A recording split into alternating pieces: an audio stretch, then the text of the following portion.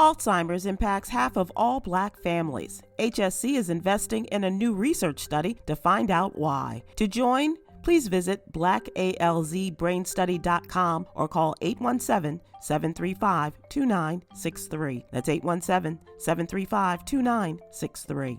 It's Sybil Wilkes with what you need to know. Today is Tuesday, February 9th, 2021. Number 1. The historic impeachment trial of Donald Trump begins today. The former president is the first to be impeached by the U.S. House of Representatives for a second time. The charge against him is inciting an insurrection during the January 6th attack by thousands of Trump supporters on the U.S. Capitol. 5 people, including a Capitol police officer, were killed. This trial is expected to take less time than the first trial, just in terms of the charge, and today's trial is regarded as less complex. Number 2. The American Civil Liberties Union, or the ACLU, announced an aggressive agenda Monday targeting systemic racism in the U.S. called the Systemic Equality Agenda. It will address a range of issues faced by communities of color, from reparations to voting rights to banking and housing segregation. This month, the nonprofit's national board elected its new president, Deborah Archer, making her the first Black woman to lead the organization in its 101-year history.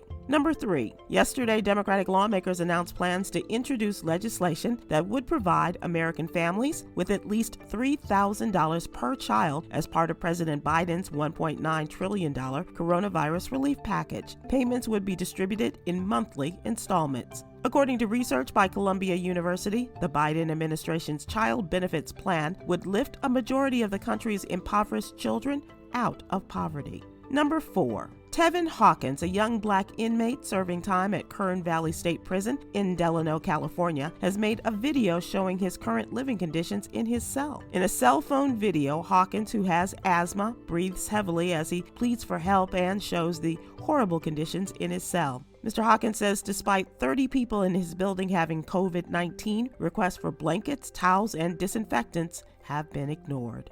Number 5. The latest stimulus bill includes $12 billion toward community development financial institutions, or CDFIs, during this time of crisis. Typically, CDFIs have a special interest in banking throughout minority communities and reviving struggling neighborhoods. Rooted in the social justice movements, CDFIs can take many forms, such as community banks, credit unions, loan funds, or venture capital funds. Here's your daily inspiration from Yogi's Jewels. The Bible says, "A wise man seeks counsel, but choose your counsel wisely." Join me today live on YouTube and Facebook at 7 p.m. Eastern and 6 p.m. Central for our HBCU Corner Show featuring President of Tennessee State University, Dr. Glenda Glover, President Michael Sorrell of Paul Quinn College, and Dr. Freddie Haynes, Senior Pastor of Friendship West Baptist Church, and, of course, J. Anthony Brown. Thank you to our What You Need to Know partners, Alpha Kappa Alpha Sorority Incorporated and the University of North Texas Health Science Center at Fort Worth. To subscribe to my free daily newsletter, please visit SybilWilkes.com. Be informed,